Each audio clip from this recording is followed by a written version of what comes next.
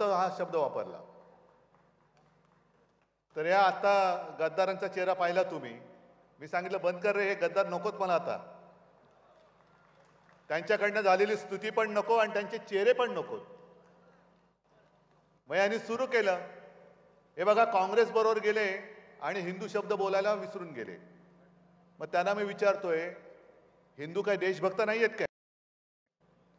आणि तुम्ही सुद्धा कोण आहात? तुम्ही नमो भक्त आहात, तुम्ही थोडीच देशभक्त आहात. हे सगळे जे आता फिरतायत सगळीकडे, हे तसं पाहिलं तर नमो रुग्ण आहेत, कारण यांना खरं काय ते दिसतच नाहीये. तुमच्या समोर आता प्रश्न आहे. आपल्याकडे येण्याच्या आधी मी डोंबिवलीमध्ये गेलो होतो. काय कोणास ठाऊक, 2 दिवसापूर्वी सभा होती, त्याही वेळेला वादळ झालं. मधले 2 दिवस चांगले गेले. आज डोंबिवलीत पोहोचलो, परत तिकडे तुफानी पाऊस, इकडे पण पाऊस झालाय. म्हटलं कोण परत गुवाहाटीला गेलं की काय रेडा कापायला, यांची सभा होऊ नये म्हणून. पण त्यांना कल्पना नाही, तुम्ही किती रेडे कापले तरी आम्ही सुद्धा काय कमकुवत आशीर्वाद घेऊन जन्माला नाही आलेलो. मी भाषणाला सुरुवात केल्यानंतर पाऊसच थांबला. मग त्याने त्याच्या बाबाला फोन केला, अरे बाबा तू काय केलंस, पाऊस कसा थांबला? बाबा बोलला, अरे माझीच पॅन्ट भिजलेत, मी काय करू. हे पावसामध्ये कारण बाबा होता ना तिकडे. कोण बाबा तुम्हाला माहिती आहे. हे जाऊ दे, असे सगळी ज्यांच्यामध्ये आत्मविश्वास नाही अशा लोकांनी शिवसेनेबरोबर टक्कर घेण्याची हिंमत करू नये. हे सगळे शिवसैनिक बघा कसं आणखीन उसळून वर आलेलं आहे. हे सगळे गद्दार गेले, एका अर्थी बरं झालं, सगळी घाण गेली. आणि महाराष्ट्रामध्ये मी फिरतोय, बहुतेक जिथे जिथे गद्दारी झाले तिथे नवीन लोक येत आहेत आणि मला सांगतात की साहेब आम्ही यांच्यामुळे शिवसेनेत येत नव्हतो. म्हटलं बरं झालं, सडलेली पानं झडली ती, बरं झालं. सडलेली पानं आहेत. आणि मला राजन तुमचं जाहीर कौतुक करायचंय की तुमच्या वाटेला येतोस का विचारायला कोणी गेलं नाही. नाहीतर तुम्हाला सुद्धा खोक्यांची ऑफर झाली असती. याला निष्ठा म्हणतात, याला शिवसेना प्रमुखांचा आणि आनंद दिघेंचा शिवसैनिक म्हणतात. आनंद दिघेंची तुलना कोणी करू नये. आनंद दिघेंचं एक वेगळंच रूप होतं, त्यांचं काम वेगळं होतं. नुसतं फोटो पुरते दिघे साहेब आणि हिंदू हृदय सम्राट करून चालत नाही. म्हणजे आज जे त्यांचं चाललेलं आहे, नुसतं फोटो लावतायत. बाळासाहेबांच्या नावाने आता मोदींना मतं मागावी लागतायत. हे गद्दार जे चालले होते मला सांगत होते की उद्धवजी आपण मोदींचे फोटो लावून निवडून आलो. हे तुमचे उपमुख्यमंत्री सुद्धा, काय त्यांचं नाव, टरबूज. मी अक्षय कुमारना जाहीर विनंती करतोय की अक्षयजी तुम्ही जरा पुन्हा एकदा 4 जूनच्या आधी मोदीजींची मुलाखत घ्या, कारण 4 जून नंतर पंतप्रधान ते नसणार आहेत.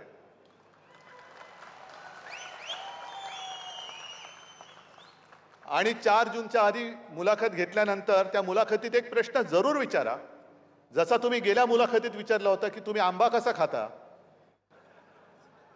तसं त्यांना विचारायचं की तुम्ही टरबूज कसं खाता, कापून खाता की आणखीन कसा वेगळ्या प्रकारे खाता, जरा विचारा, कारण नंतर काय भाव नसणार आहे. आज तुम्ही माझ्या शेतकऱ्याच्या कांद्याला भाव देत नाहीत, मालाला भाव देत नाही, उद्या ही जनता तुम्हाला भाव देणार नाहीये, अजिबात देणार नाही. आणि आजच एक पत्रकाराने माझी मुलाखत घेतली. त्याने मला विचारलं काय होणार, किती जागा जिंकाल तुम्ही महाराष्ट्रात. म्हटलं 48च्या 48. आम्ही जुगारासारखे मटक्याचे आकडे नाही लावत किती येतील आणि कोणते येतील, आमच्या सगळ्याच्या सगळ्या येणार. त्याला असं कसं, म्हटलं आत्मविश्वास पाहिजे. जेव्हा एखादं युद्ध होतं त्या युद्धामध्ये तलवार हातामध्ये पाहिजे, मनगट घट्ट पाहिजेच, पण मनगटात तलवार येण्याच्या आधी मन घट्ट असायला पाहिजे. माझं मन घट्ट आहे म्हणून मी यांना गाडायला उभा आहे. मन पाहिजे घट्ट, नाहीतर उपयोग काय. तलवार दिले पण फिरवू का? आणि हे जे फेकट जनता पक्ष मी म्हणतो ते यांनाच म्हणतो. जितेंद्र, आता तुम्ही ती नोटीस फाडली, 4 तारखेनंतर बघा आपण यांनाच फाडून टाकू. आज मी ठाण्यामध्ये आलेलो आहे. हे ठाणं शिवसेनेचं आहे, माझ्या शिवसेनेचं हे ठाणं आहे. आणि असं काही नाही की मी आजच ठाण्यात आलोय. अगदी पहिली महापालिका, पहिली पालिका ही सुद्धा जेव्हा ठाणेकरांनी, म्हणजे मी ठाणेकरांचा ऋणी आहे आणि शिवसेना प्रमुखांनी सुद्धा तुम्हाला साष्टांग दंडवत घातला होता तेव्हा. कारण 67-68 साल असेल. पहिल्या प्रथम विजयाचं माप कोणी जर का शिवसेनेच्या पदरात टाकलं असेल ते माझ्या ठाणेकरांनी टाकलेलं आहे. आणि मला आठवत आहे की 2012च्या महापालिका निवडणुका फेब्रुवारीमध्ये झाल्या. शिवसेना प्रमुखांची तब्येत एकदम काही ठणठणीत नव्हती, पण मला त्यांनी सांगितलं की उद्धव, मला 2 सभा घ्यायच्याच आहेत. म्हटलं कुठे घ्यायच्या? एक शिवाजी पार्कवर तर घ्यायचीच आहे मला, आणि दुसरी म्हणाले माझ्या ठाण्यात मला घ्यायची, मला ठाणेकरांना भेटायचंय. हे एवढं इतक्या वर्षाचं नातं. आणि पहिल्या निवडणुकीमध्ये मला आठवत आहे ठाणं तेव्हाचं वेगळं होतं. अगदी तेव्हा आपले पहिले नगराध्यक्ष ठाणेकरांनी निवडून दिले होते. मग सतीश प्रधान, मोदा जोशी, प्रकाश परांजपे सगळी मालिका आपल्याकडे होती. आणि मी माझ्या बरोबर ठाणे आज शहर झाले, पण प्रचाराला बैलगाडीतून सुद्धा फिरलोय. तेव्हा यांना दाढी सुद्धा फुटली नसेल. अक्कलदाढ तर नव्हतीच तेव्हाही नाही आणि आत्ताही नाहीये. पण काय शेफारले. मला दुःख काय गोष्टीचं होतं की तुम्हाला मी काय दिलं नव्हतं. सगळं जे देता येणं शक्य होतं ते सगळं त्याने दिलं होतं. आणि जितेंद्र साक्षीदार आहेत. जितेंद्र त्या मंत्रिमंडळात माझे सहकारी मंत्री होते. जितेंद्र, तुम्ही एकदा सांगा की त्यांचं काय कौतुक आपण करत होतो. सगळं दिलं होतं. एक तरी मुख्यमंत्री असा दाखवा की ज्याने नगरविकास खातं त्या कोणाला दुसऱ्याला दिलं होतं. मी दिलं होतं. नगरविकास खातं दिलं होतं. त्याच्या आधी MSRDCचं सगळं दिलं होतं. एवढी शेवटी त्यांची भूक वाढली, भस्म्यारोग झाला की त्यांना जे दिलं ते सुद्धा कमी पडायला लागलं. आणि मग जेव्हा माझं ऑपरेशन झालं होतं, खरं मी शिवसैनिकांवरती विसंबून आज सुद्धा तुमच्याच जोरावरती मी लढतोय, तुमचाच जोरावरती. म्हणजे सगळ्यांना जो प्रश्न पडलेला आहे की अरे याचा पक्ष चोरला, आम्ही चिन्ह काढून घेतलं तरी हा उद्धव ठाकरे उभा कसा काय? कारण ते माझं ही ताकद कागदावरती आहे, खरी ताकद माझी समोर आहे. आणि जेव्हा शिवसेना सांभाळायला पाहिजे होती तेव्हा तुम्ही शिवसेना विकलीत, गद्दारी केलीत. नरेंद्र मोदी आणि अमित शहा, नरेंद्र मोदींचं काय झालं मला कळत नाहीये. कधी असं, कधी तसं, कधी तसं, कधी असं. आजच मला पत्रकारांनी दुसरा प्रश्न विचारला. TV9नीच ती एक त्यांची क्लिप दाखवली की उद्धव ठाकरे हे बाळासाहेबांचे वारसदार आहेत का? ते म्हणाले हो, त्यांचे ते पुत्र आहेत. मग नंतर म्हणतात नकली संतान, परत म्हणतात नकली सेना. मी कालही बोललो, परवाही बोललो, आजही बोलणार, उद्याही बोलणार. जो कोणी माझ्या शिवसेनेला नकली म्हणेल तो माणूस कोणी असला तरी तो बेअकली आहे. तो बेअकलीच माणूस म्हणायला पाहिजे. कारण स्वतः शिवसेना प्रमुखांनी या माझ्या सोन्यासारख्या शिवसेनेची जबाबदारी स्वतःहून माझ्याकडे दिली. मोदीजी, तुमच्या परमिशनची गरज नव्हती आणि नाही, आवश्यकताच नाहीये. पण आज तुमचे जे काही चाललंय, बाळासाहेबांचे माझ्यावरती खूप उपकार आहेत, ते उपकार तुम्ही असे फेडता. तुमची ज्या वेळेला राजकीय क्षितिजावरती हिंदुस्थानच्या ओळख सुद्धा झालेली नव्हती, तेव्हा फक्त एकट्या आणि एकट्या हिंदू हृदय सम्राटांनी तुमची पाठराखण केली होती. ते विसरलात तुम्ही? नाही, तो त्यांचा खासगी प्रश्न आहे. पण आज भाजपची जी हालत झाली, मला इकडे सुद्धा काही भारतीय जनता पक्षाचे, अस्सल भारतीय जनता पक्षाचे कार्यकर्ते आले असतील किंवा चॅनलच्या माध्यमातून बघत असतील, त्यांना मला विचारायचंय, तुम्हाला तरी हे मान्य आहे काय? RSSचे जे कार्यकर्ते आहेत त्यांना सुद्धा मला विचारायचंय. कारण RSS एका वेगळ्या विचारधारेतनं निर्माण झालेले, ते विचार तुम्हाला कोणाला आम्हाला पटोत न पटोत पण स्वतः अविवाहित राहून वेळ प्रसंगी कुटुंबाकडे दुर्लक्ष करून, म्हणजे त्रिपुरामध्ये जे भाजपा जिंकला होता तेव्हा एक ते नाव समोर आलं होतं. त्यांना मी घरी बोलवून विचारलं की तुम्ही काय केलं. मला म्हणाले काय सांगायचं उद्धवजी, माझ्यावरती जबाबदारी दिली. आणि आम्ही त्रिपुरामध्ये गेलो तेव्हा आम्ही भाजपवाले म्हटल्यानंतर लोक कुत्र्याच्या मागे लागावे तसे आमच्या मागे लागायचे, पळवून लावायचे. तरी देखील आम्ही पाय रोवून उभा राहिलो आणि आम्ही जिंकलो. मग त्या सगळ्यांना मला विचारायचंय की याजसाठी केला होता का अट्टहास, की आज तुम्ही जे निष्ठावंत भाजपा आहे कुठे. मोदीजी तुम्ही नकली सेना म्हणताय पण तुमचा भाजपा त्याच्यामध्ये नकली झालाय. सगळे आयात भाडोत्री सगळे तुम्ही, आमची मुलं तुम्ही घेतलेली आहात. मध्ये ते जे काय बोलले होते की काँग्रेस सत्तेवर आली तर ज्याची मुलं जास्त आहेत त्याला तुमची संपत्ती वाटून टाकतील. अहो तुम्हाला राजकारणामध्ये पोरं होत नाही त्याच्यात आम्ही काय करू, आमचा काय दोष येतो. मग तुम्ही गद्दारी करून दुसऱ्याची पोरं घेता. बरं तुमच्याकडे पोरं नाहीयेत म्हणून आमचे गद्दार घेतले, तुमच्याकडे नेते नाहीत म्हणून ते घेतले, उमेदवार सुद्धा तुमच्याकडे नाहीये. काय झालं असतं इकडनं एखादा चांगला भाजपचा कार्यकर्ता दिला असता तर लढाईला मजा तरी आली असती. द्यायचा होता भाजपचा कार्यकर्ता, का भाजपकडे कार्यकर्ते नाहीयेत. पण तुम्ही एवढ्या खस्ता खाल्ल्या, एवढी मेहनत केली आणि गद्दारांच्या सतरंजा उचलायला तुम्हाला तुमचं नेतृत्व लावतंय, ह्याच्यात तुमचं आयुष्य घालवतंय फुकट. मग जसं मोदी मला डोळा मारतायत तसं मी त्यांना सांगतोय की तुम्ही जे पक्ष तुमचा विकणार आहेत त्यांच्या नादी लागू नका. या हिंदुत्वाचा विचार आहे ना, या माझ्यासोबत या भाजपवाले जे अस्सल भाजपवाले आहेत, अस्सल जे संघाचे कार्यकर्ते आहेत, नेऊ आपण आपला हिंदुत्वाचा झेंडा पुढे. आणि हिंदुत्व भाजपच्या हिंदुत्वासारखं नाहीये. भाजपचं जे हिंदुत्व आहे ते घर पेटवणारं हिंदुत्व आहे आणि आपलं शिवसेनेचं हिंदुत्व हे घरातली चूल पेटवणार हिंदुत्व आहे. हा फरक आहे, हा फरक आहे मोठा. एक हे घेऊन जाऊ कागद उडतील उगाच. हा मोठा फरक आहे. म्हणजे झालंय असं की आजपर्यंत गेल्या 2 निवडणुकांमध्ये असं कधी झालं नव्हतं. मोदी बोलायचा आणि देश हालायचा. आता मोदी एकटेच हालताय, देश हालतच नाहीये. सगळीकडे फिरतायत, वणवण करतायत. हे असं का झालं. पहिल्यांदा त्यांनी नारा काय दिला, अबकी बार 400 पार. तुम्ही काय बोललात, अबकी बार तडीपार. मग त्याच्यानंतर मध्येच त्यांनी काय काढलं, घराणेशाही. मी उभा राहिलो, मी आहे घराणेशाहीचा पाईक. आता त्या घरामध्ये माझा जन्म झाला. मोदीजी तुमच्या पोटात का दुखतं. मला माझ्या आई वडिलांचा अभिमान आहे आणि मी तयार आहे. माझ्या आधीच्या 7 पिढ्यांचा इतिहास मोदीजी मी सगळ्यांसमोर सांगायला तयार आहे. तुम्ही तुमच्या 7 पिढ्यांचा इतिहास सगळ्यांसमोर सांगा.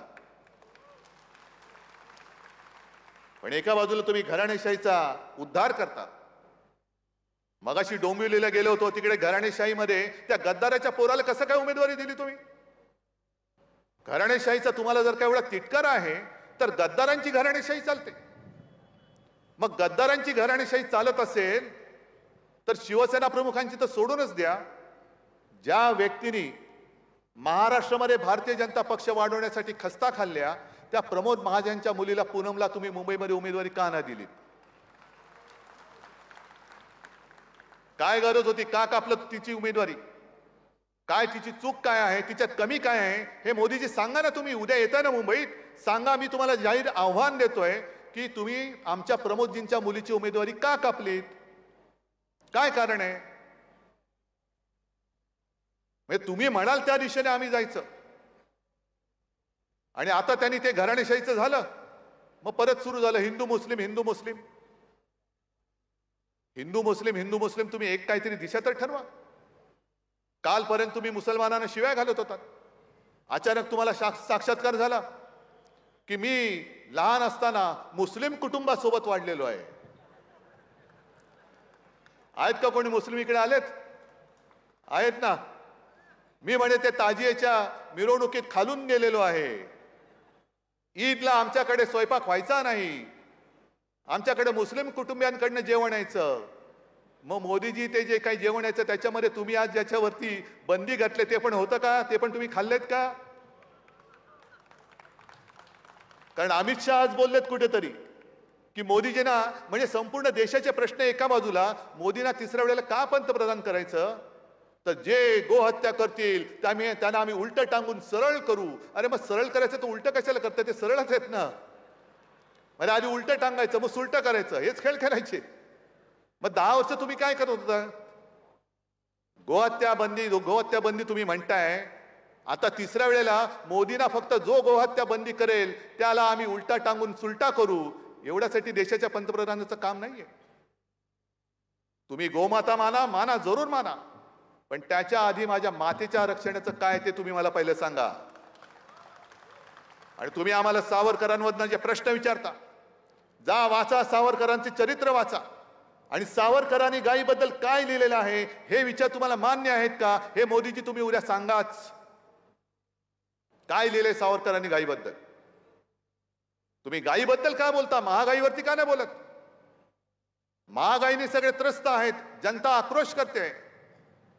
पण त्याच्याबद्दल 25 सभा मोदींनी महाराष्ट्रामध्ये घेतल्या, पण या 25 सभेमध्ये मोदींनी महागाईचा म तरी बोलले नाही? बोलले. मग भीती कसली दाखवतायत? मुसलमान काय करतील? मुसलमान आलेत ना आमच्यासोबत,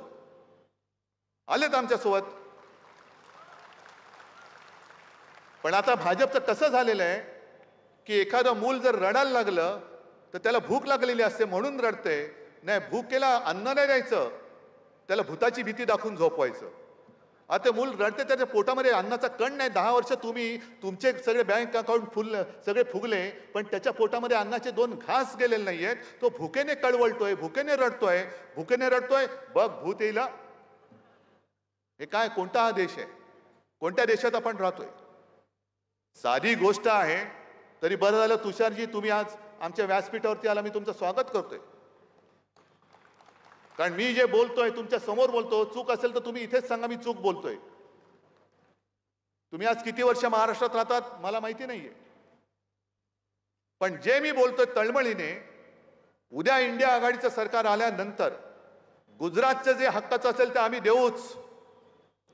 गुजरातबद्दल माझ्या मनात आकस नाही, गुजरात सुद्धा माझाच आहे.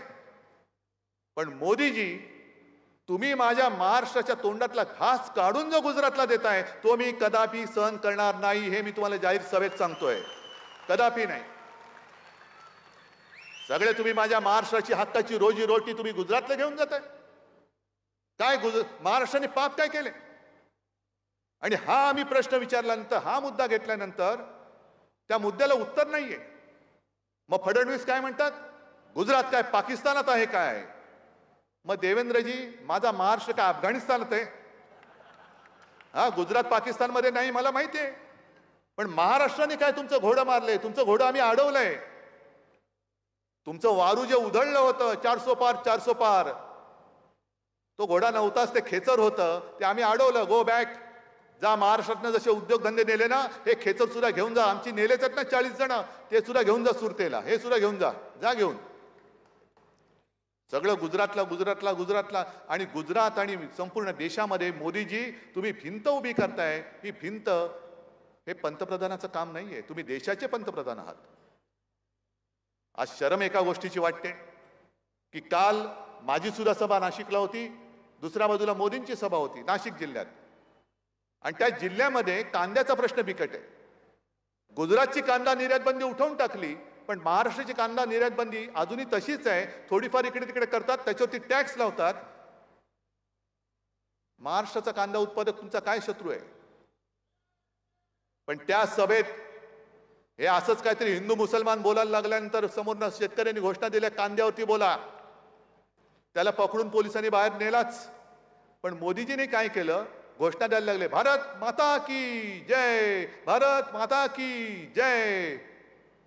मग मला मोदीजींना विचारायचंय, मोदीजी तुमची भारत माता नेमकी आहे कुठे?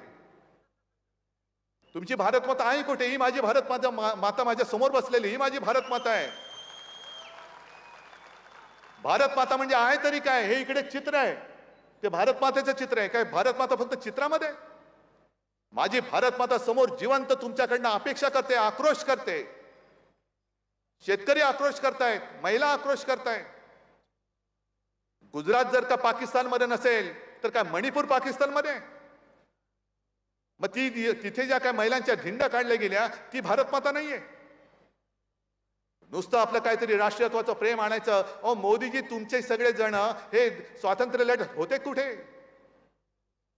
आणि भारत मातेचं प्रेम तुम्ही आम्हाला शिकवता. आम्ही जनतेमध्ये जेव्हा जातो, एक तर हे जेव्हा फिरतात संपूर्ण लवाजमा असतो यांच्याबरोबर.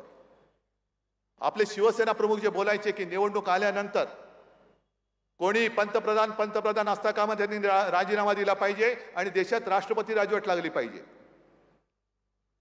कारण तुम्ही पंतप्रधान म्हणून फिरणार, तुम्ही देशाचे पंतप्रधान तुमच्या पक्षाचा प्रचार करणार.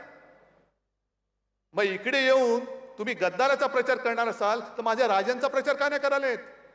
तुम्ही देशाच्या आत्ता गेल्या वेळेला राजांनी सुद्धा तुम्हाला पाठिंबा दिला होता. पण तुम्ही सगळा लवाजमा म्हणजे येतील विमानाने आले तर एअरफील्ड बंद, रस्त्याने जाणार तो रस्ता बंद. काल कल्याणमध्ये होते, कल्याणमध्ये अघोषित बंद. त्याच्याहून जास्त लज्जास्पद गोष्ट काल मुंबईमध्ये त्यांचा जो रोड शो झाला, त्या रोड शो मध्ये त्याच्या 2 दिवस आधी ती जी दुर्घटना घडली होती, जे मोठं होर्डिंग पडलं होतं त्याच्या खाली अजूनही माणसं अडकलेत असं म्हणतात. बचाव कार्य अजूनही सुरू आहे. त्याच भागामध्ये थोडेसे 2 गल्ल्या सोडून मोदीजी तुम्ही कसला तमाशा केलात? कोणाला तुम्ही शो केलात? कसला शो केला? तुमच्या अहंकाराचा शो केला? एवढी निर्दयता तुमच्यात आली कुठून? आणि त्याही पेक्षा भयंकर आणखीन अचानक मेट्रो बंद करून टाकल्या, अचानक तिथले रस्ते बंद करून टाकले. तिथल्या महिला सुद्धा अशा चिडल्या, त्या म्हणाल्या आम्ही काही झालं तरी यांना मत नाही देणार, आता अजिबात देणार नाही. अनेक महिला ज्या घरी निघाल्या त्या घरी त्यांची बाळं वाट बघत होती. ते म्हणाले आम्ही करू काय? आमचे सगळे जाण्याचे मार्गच बंद केले. ह्यांना बघून आम्ही करू काय? टीव्हीवरती दिसतात ना. काय फरक काय पडतोय? टीव्हीवरती बघितले काय आणि समोर बघितले काय? फरक काय पडतोय? पण तुम्ही लोकांची कदर करत नाही. भारत माता की जय यावं, हीच तर भारत माता आहे. हीच माझी भारत माता आहे. भारत माता देश म्हणजे देशातली माणसं आहेत, देशातले दगडधोंडे म्हणजे देश नव्हे. आणि जेव्हा जेव्हा तुम्ही महाराष्ट्रामध्ये येताय, एक तर रामाचा जप करता, कारण तुम्हाला पराभवाचं भूत समोर दिसायला लागलं. राम राम राम राम राम राम कधी करतात? जप करतो. आता यांना ज्याच्याकडनं पराभव होणार त्याची भीती वाटते, म्हणून ते उद्धव ठाकरेचा जप करतायत. सगळीकडे जातील तिकडे नकली सेना, नकली सेना, नकली संतान. बोला, तुमचे 4 दिवस आता राहिलेले आहेत. 4च दिवस राहिलेत. त्याच्यानंतर 4 जून नंतर मोदी पंतप्रधान नसतील, हे आज लिहून ठेवा. आज लिहून ठेवा. आणि त्यांना मी दोष देत नाही. त्यांचं जे असं तळ्यात मळ्यात मग कोणाच्या तरी गळ्यात असं जे काय चालतं, हा त्यांना दोष देता येणार नाही. मी आज टोमणा नाही मारत आहे, खरं सांगतोय. कारण आपण 2 दिवस नाही झोपलं तर किती मनावरती ताण येतो. येतो ना? येतो की नाही येत? डोळे चुरचुरायला लागतात, मन असं बधीर होतं, बुद्धी थोडीशी इकडे तिकडे हलते. हे तर 10 वर्ष नाही झोपलेले. आता 10 वर्ष झोपले नाहीत तर मेंदूला शीण आला असेल की नसेल? बरं, पंचायत अशी झाले की आता पातंजलीचं तेल पण लावता येत नाही, कारण त्याच्यावरती कोर्टाने बंदी आणलेली आहे. मग अमिताभ बच्चन जे वापरतात थंडा थंडा कूल कूल, ते थोडं भाजपाला थोडंसं त्यांच्या टाळूवरती घाला आणि थोडा आराम द्या. हे शिवसेना म्हणे काँग्रेसमध्ये विलीन होणार. तुम्हाला कोणी सांगितलं? आम्ही 25-30 वर्ष भाजपासोबत राहिलो, काय भाजपामध्ये विलीन झालो? पवार साहेब जे बोलले ते पवार साहेबांचा तो जो काही उल्लेख होता तो त्यांनी त्यांच्या विचाराने वेगळ्या यांनी केला होता. सगळे छोटे प्रादेशिक पक्ष. पण मला चिंता आहे ती भारतीय जनता पक्षाची आहे. कारण 4 जून नंतर यांचं सरकार राहत नाही. 5 तारखेला भाजपा फुटेल पहिला. आणि मोदीजी, तुम्ही शब्दाचे पक्के असाल तर 2 वर्षानंतर तुम्ही 75 वर्षाचे व्हाल तेव्हा तुम्ही राजकारणातून निवृत्त होणार. आमच्या इंडिया आघाडीकडे खूप चेहरे आहेत. तुम्ही जे म्हणता ना की दरवर्षी हे पंतप्रधान बदलतील, अहो म्हणजे याचा अर्थ तुम्ही मान्य केले की आम्ही सत्तेवरती येतोय. आमच्याकडे खूप चॉईस खूप आहे. पण भाजपाचा आता प्रश्न आहे, भाजपला आता कळलंय की मोदींचं नाणं चालत नाही, आता पर्याय द्यायचा कोण? ऐन वेळेला आता चेहरा बदलता येत नाही.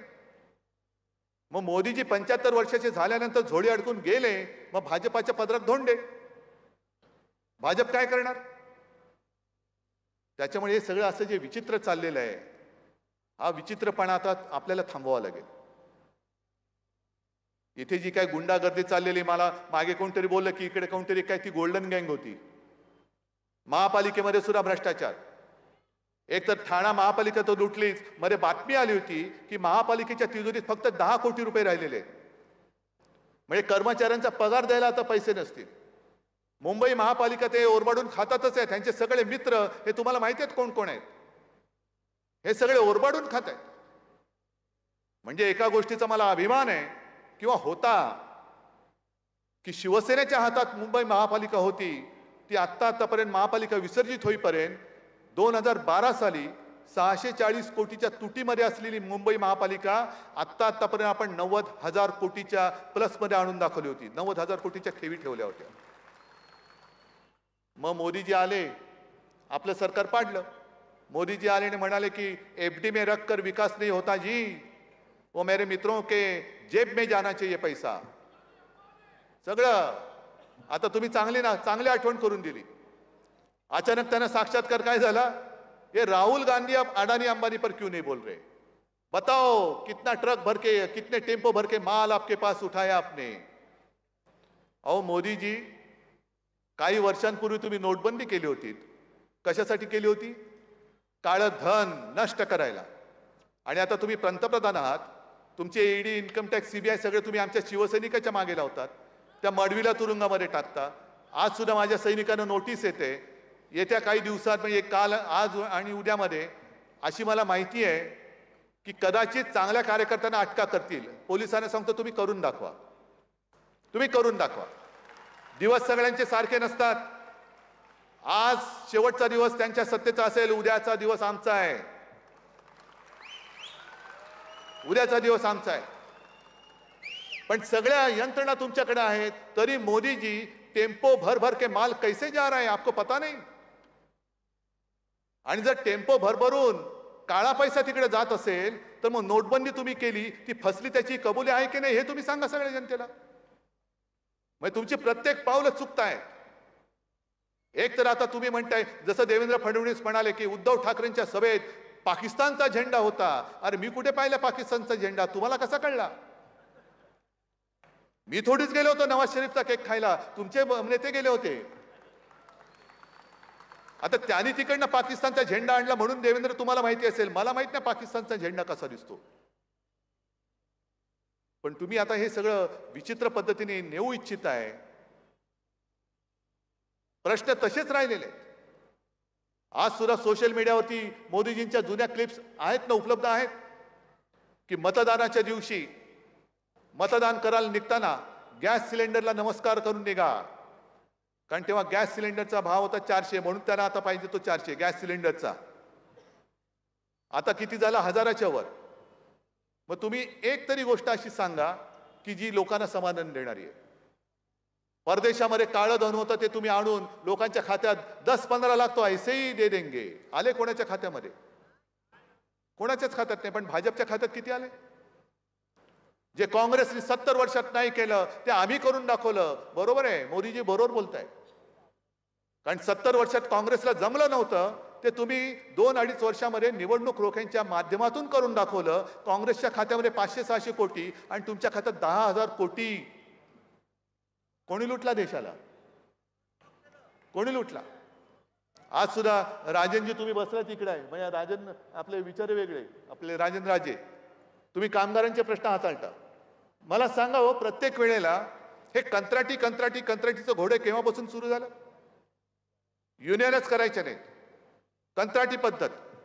अग्निवीरची योजना सुद्धा 4 वर्षासाठी. म्हणजे कंत्राटीचा अर्थ असा की तुम्ही किती चांगलं काम करा पण तुमच्या मालकाच्या मर्जीवरती तुमचं काम उद्याचं अवलंबून असेल. काय करायचं तरुणांनी? कसं भविष्य घडणार? आज मोदी आणि अमित शहा तिसऱ्या वेळेला एक्सटेन्शन मागतायत. 5 वर्षाचं तुम्हाला कॉन्ट्रॅक्ट दिलं होतं देश चालवायचं, आणखीन दयाबुद्धी म्हणून 10 वर्ष केलं. नाही चालू शकला देश, आता पुढची 5 वर्ष का मागताय? कंत्राटी पद्धतीने तुम्हाला दिलं होतं. या 4 तारखेला आम्ही हे कंत्राट रद्द करत आहोत. आम्ही हे कंत्राट रद्द करतोय. सगळे जे काही कामगार कायदे तुम्ही आणू इच्छित होतात आणि काही आणले, हे सगळे उद्योगपतींना धार देणे काय रे? कामगारांचं हित काय? मला त्याही वेळेला हे सांगायचे की उद्धवजी, आपल्या देशामध्ये फक्त 7% कामगार हा ऑर्गनाइज्ड आहे, बरोबर ना? 7%.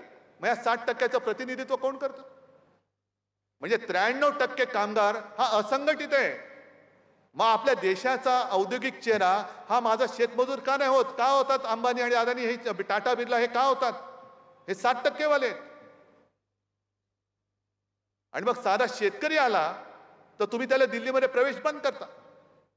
हमी भाव देणार तुम्हीच बोलला होतात, आणि तो हमी भाव कधी देणार अजून मिळत का नाही हे विचारायला जेव्हा माझा शेतकरी उत्तरेतला हा दिल्लीकडे निघाला स्वतःच्या राजधानीमध्ये, तेव्हा जणू काही चीन येतोय अशा पद्धतीने त्याच्या मार्गामध्ये कुंपणं टाकली गेली, काटेरी तारा टाकल्या गेल्या, खिळे टाकले गेले. कमी पडते की काय म्हणून वरनं ड्रोनवरनं अश्रुधुराचे गोळे त्याच्यावर मारले. आणि ते जे पोलीस उभे केले होते, सैनिक उभे केले होते, ही सुद्धा शेतकऱ्यांचीच मुलं होती. त्या मुलांना त्याच्या बापावरती बंदूक रोखून तुम्ही उभं केलं होतं. हे काय आम्ही नुसतं उघड्या डोळ्याने बघत बसायचं? शेतकऱ्याला तुम्ही येऊ देत नाही, पण अदानी आल्यावर ते ताडकन उठून उभे राहता. मग कसला तुमचा कामगार आणि कसलं तुमचं सगळं काय? हे सगळे तुमचे जे काही खोटी अश्रू आहेत हे आता पुरे झाले. परवा त्यांनी अर्ज भरताना जे सांगितलं कि 2014 में मैं यहां आया तो मुझे ऐसे लगा कि गंगा मां ने मुझे बुलाया है. अब 2024 में मैं त्यांना गदगदून आलं, ऐसा लग रहा है कि गंगा मां ने मुझे गोद ले लिया है. अच्छी बात है, आप नर्मदा मां को भूल गए, अभी गंगा मां को अपना लिया आपने. पर बीच में मोदी जी कोरोना के समय में गंगा में जो लाशें बह रही थी, तब गंगा के आंसू पूछने के लिए आप क्यों नहीं गए थे? तुम्ही आमच्यावरती जेव्हा टीका करता, कोरोनामध्ये भ्रष्टाचार केला, खिचडीचा घोटाळा. अहो, ज्या प्रज्वल रेवण्णा बलात्काराच्या प्रचारासाठी मोदीजी तुम्ही कर्नाटकात गेला होता, त्या कर्नाटकामधलाच तो यत्नाल म्हणून आहे, बसवगौडा यत्नाल यांचा आमदार, त्यांनी जाहीर आव्हान दिलं होतं भाजपला की मला नोटीस पाठवाच, मी भारतीय जनता पक्षाचा 40,000 कोटीचा कोरोना काळातला घोटाळा बाहेर काढल्याशिवाय राहणार नाही. काय केलं तुम्ही त्या बसवगौडाचं, काही यत्नाळचं? तो म्हणाला की सरकार आमचं होतं, पण घोटाळाच आहे. कोरोनासाठी जे हॉस्पिटलमध्ये ऍडमिट झाले होते त्यांना लाखो रुपयाची बिलं दिली गेली, आणि ह्या 40,000 कोटीपेक्षा जास्त घोटाळा हा भाजपच्या सरकारने कर्नाटकात केला. मग तुम्ही आमच्यावरती बोटं दाखवता, खिचडी खाल्ली. माझ्या महाराष्ट्रामध्ये सर्वांच्या सहकार्याने एकाही मृतदेहाची विटंबना आम्ही होऊ दिली नव्हती, हे मोदीजी लक्षात घ्या. तो राज कपूरचा पिक्चर होता ना, राम तेरी गंगा मैली, ते तुम्ही केलीत. गंगा मैली मोदीजी आपने की है. तुम्ही गंगेचा अपमान तुम्ही केलेला आहात, त्या मृतदेहाची विटंबना तुम्ही केलेली आहे. आणि लोकांना कशाला मग तुमच्या अर्ज भरताना गंगा जमुना या डोळ्यातनं काय येत आहेत? ही सगळी थापेबाजी आहे, हे सगळे जुमलेबाजी आहे.